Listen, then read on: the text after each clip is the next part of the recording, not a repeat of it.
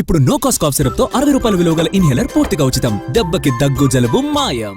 చంద్రబాబుతో మాట్లాడి Rayalaseema lift irrigation ప్రాజెక్టును ఆపామంటూ రేవంత్ రెడ్డి చేసిన వ్యాఖ్యలు ఇప్పుడు తెలుగు రాష్ట్రాల్లో దుమారం రేపుతున్నాయి. ఏపీలో అధికార విపక్షాల మధ్య మాటల యుద్ధం జరుగుతోంది.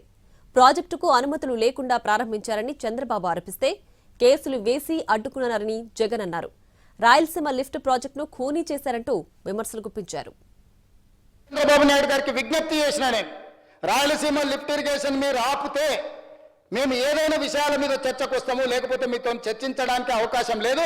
మొట్టమొదట 3 టీఎంసీల పర్ డే అక్రమంగా నిర్మిస్తున్న రాయలసీమ లిఫ్ట్ ఇరిగేషన్ పనులను మీరు ఆపండి అని మేము వారిని క్లోజ్డ్ రూమ్ లో అడిగితే మా మీద గౌరవంతో రాయలసీమ లిఫ్ట్ ఇరిగేషన్ ఆపేషన్. అధ్యక్ష, రాయలసీమ లిఫ్ట్ ఇరిగేషన్ ఏంటి, దాని మీద ఇవన్నీ ఉందా, దాంట్లో మీనింగ్ ఉందా? వీళ్ళు చేసిన పని మీరు చూస్తే ఎంత ఒక అబద్ధాన్ని 100 సార్లు చెప్తే నిజమైపోతుందని ఇష్టానుసారంగా మాట్లాడతారు. మొత్తం ఎంత ఉంటుందంటే వీళ్ళు పెట్టిన లిఫ్ట్ ఇరిగేషన్ చేయడానికి 34 టీఎంసీ. మన వాటా ప్రకారం మనకు వచ్చేది 22 టీఎంసీ. ఇప్పటికే ముచ్చుమర్రు ఉంది అక్కడ, దాని ద్వారా నీళ్లు తీసుకోవచ్చు. నువ్వేదో పెట్టేశాను, నేనేదో పెట్టేశాను, రాయలసీమ కన్నా న్యాయం జరిగిపోయింది.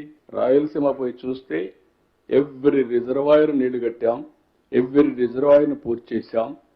రహస్య ఒప్పందం చేసుకుని రాష్ట్రానికి రాయలసీమకు తీరని అన్యాయం చేశాడు చంద్రబాబు నాయుడు.